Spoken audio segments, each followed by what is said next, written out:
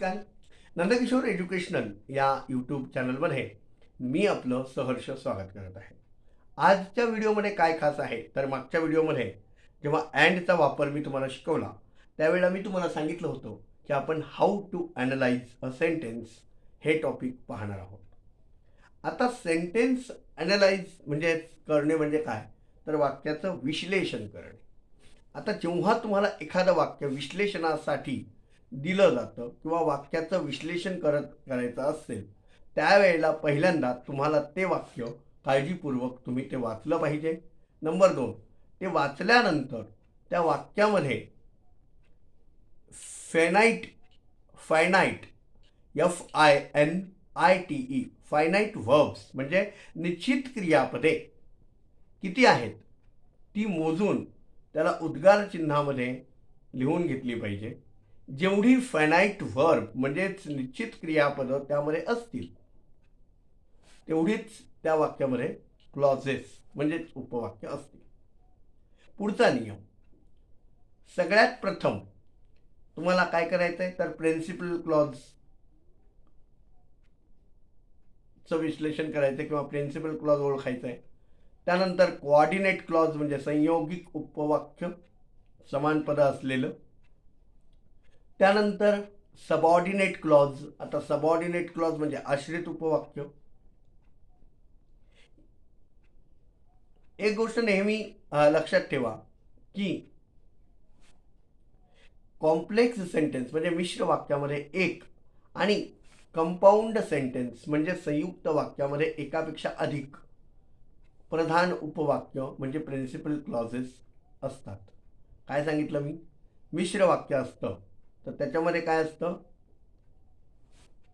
Complex सेंटेन्समध्ये एक principal clause असते म्हणजे प्रधान उपवाक्य असतं.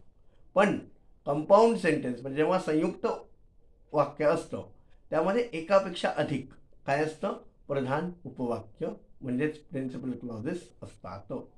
लक्षात आलं. पुढचं सबऑर्डिनेट क्लॉजेस.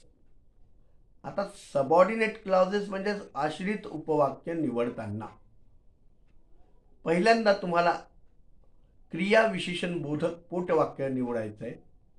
त्यानंतर विशेषण बोधक पोटवाक्य बाजूला करायचं आहे आणि नंतर सगळ्यात सरतेशेवटी नामबोधक पोटवाक्याचा म्हणजे तुम्हाला वेगळं करायचं आहे, विश्लेषण करायचं.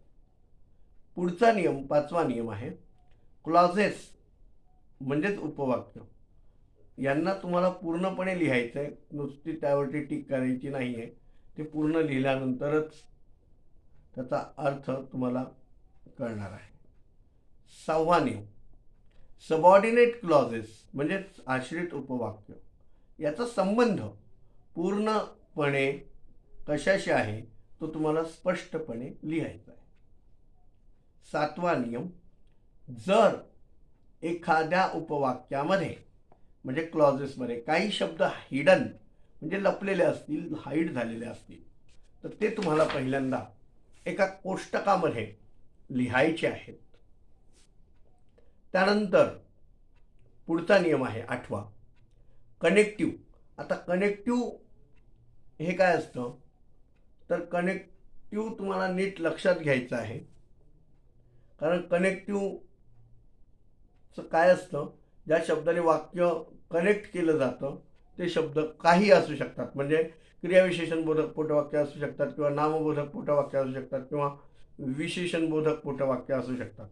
मग ते तुम्हाला पहिल्यांदा ओळखायचं आहे आणि नेमकं कोणत्या शब्दाने हे क्लॉज सुरू झालेली आहे, म्हणजे विशेषण बोधक पोटवाक्य सुरुवातीला आलं आहे का क्रियाविशेषण बोधक पोटवाक्य सुरुवातीला आलं आहे की नामबोधक पोटवाक्य सुरुवातीला आलं, हे तुम्हाला नीट ओळखायचं आहे. ते आपण शिकलो आहे. माझे व्हिडिओज तुम्ही व्यवस्थितरित्या जर ऑब्झर्व केले किंवा पाहिले असतील तर तुम्हाला या सगळ्या गोष्टी कळणार आहेत. त्यामध्ये तुम्हाला कुठल्याही प्रकारची अडचण येणार नाही आहे. पण हे ऐकणं खूप गरजेचं आहे, तुम्हाला कॉन्सन्ट्रेशन त्यामध्ये असलं पाहिजे. पुढचा नियम बघा, प्रत्येक क्लॉजचं जे सुरुवातीचं अक्षर आहे ते अर्थातच कॅपिटल असलं पाहिजे. हा नियम काय आता नवीन सांगत नाही आहे, तो सगळ्यांनाच माहिती आहे. पुढे सगळ्यात अगोदर 10वा नियम, सगळ्यात अगोदर सगळ्यात शेवटी तुम्हाला हे लिहायचं आहे सरतेशेवटी. म्हणजे तुम्ही क्लॉजेस वगैरे सगळ्या छाटल्या, निवडल्या, त्यानंतर तुम्हाला हे लिहायचं आहे की ते वाक्य नेमकं कोणतं आहे. कॉम्प्लेक्स सेंटेन्स आहे म्हणजे मिश्र वाक्य आहे की संयुक्त वाक्य आहे, हे तुम्हाला ओळखायचं आहे. आता पुढच्या व्हिडिओमध्ये मी काय करणार आहे तर तुम्हाला त्याची एक्झाम्पल्स देणार आहे की आता मी तुम्हाला काही वाक्य उदाहरणं दाखवणार आहे की कसं ते ओळखायचं, कसं म्हणजे एखादं 1-2 एक्झाम्पल देऊन मी तुम्हाला ते एक्सप्लेन करणार आहे. तर भेटूया पुढच्या व्हिडिओजमध्ये. तोपर्यंत खुश राहा, आनंदी राहा. धन्यवाद.